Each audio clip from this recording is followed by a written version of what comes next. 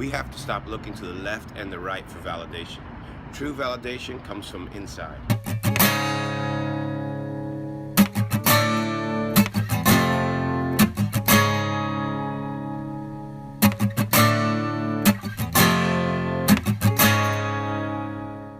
Good morning, everyone. We haven't done this in a while. Today's adventure is heading to the TBN network. I met this amazing couple, Albert and Ashley Bello, and they have this show called Life in the City. They've asked me to be on it, so I'm being featured on the show today on TBN. It's a blessing, and the traffic isn't. So let's see if I make it on time. And this is a morning voice, not like Barry White imitation or anything. It's just, this is what it wakes up like, and then it gets progressively annoying as the day goes on. It's crazy because I've been on TV so many times, the US, outside the country, no matter what, you still get like the butterflies and you get kind of like jittery, like it's your first time. I don't really take it for granted. It's like such an honor that somebody feels my story or what I'm about is worth validating or giving a louder voice than I can actually project myself online or whatever. So I'm kind of nervous about today.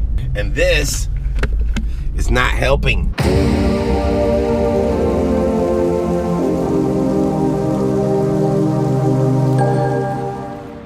All right, so we made it.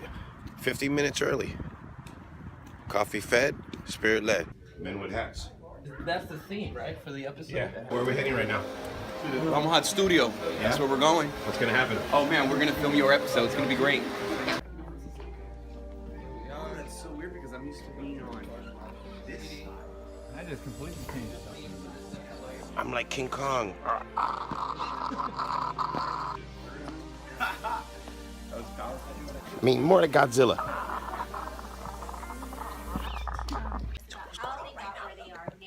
God calls us to go past the borders, be uncomfortable, and try to make a nation.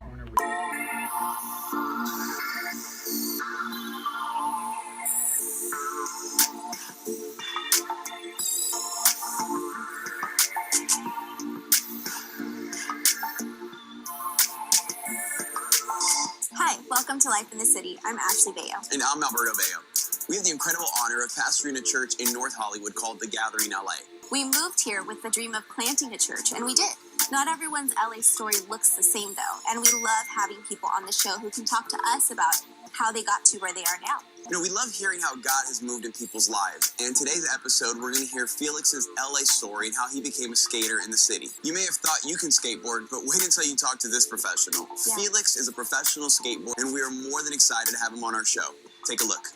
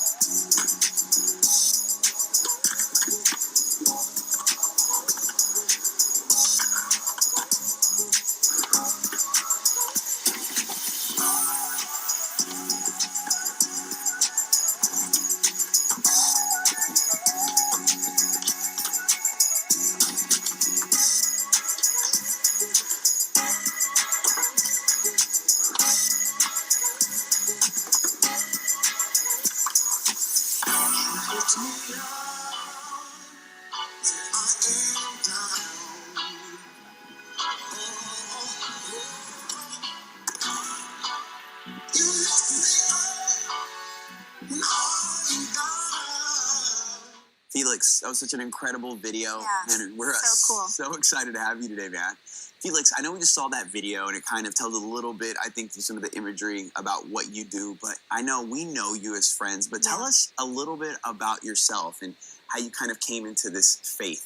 It's a long story. Yeah. We got time? We have We got time. Yeah, true, and it's kind of like a curvy one. Yeah. I was brought up in a house full of believers. My father preached pretty much out of a Spanish Bible that I have at the house right now. He brought it all the way from Cuba.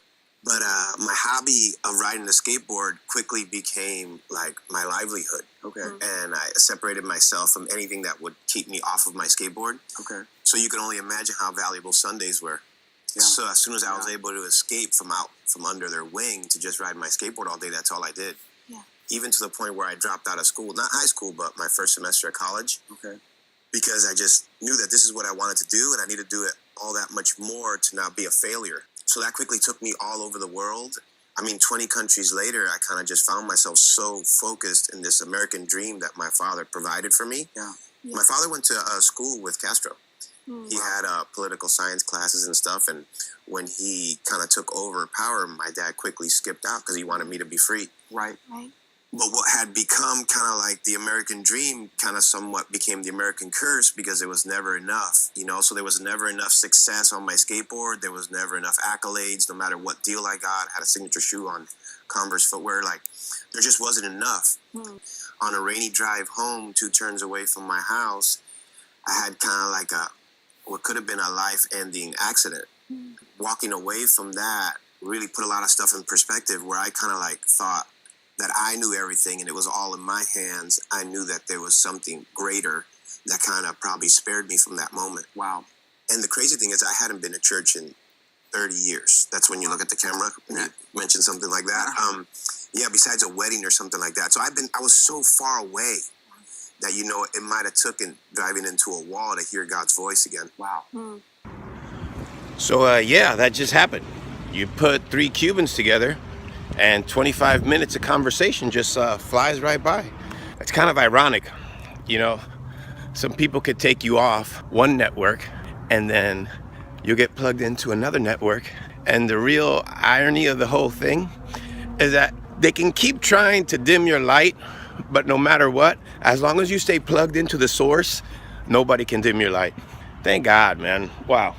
Amazing. I'm blown away. I hope the show was any good. I don't even know what I said. It was just like a blur. You know, because obviously I'm a man of few words. So to actually pull out 25 minutes of conversations and stories out of me, I don't know how they did it. They're amazing. It's just, I guess, because they're great hosts.